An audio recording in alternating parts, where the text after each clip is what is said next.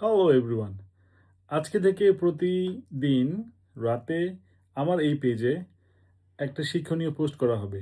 যারা ক্যান্টোনিস মানে হংকংয়ের ভাষা শিখতে চান, তাদের জন্য শিক্ষণীয়।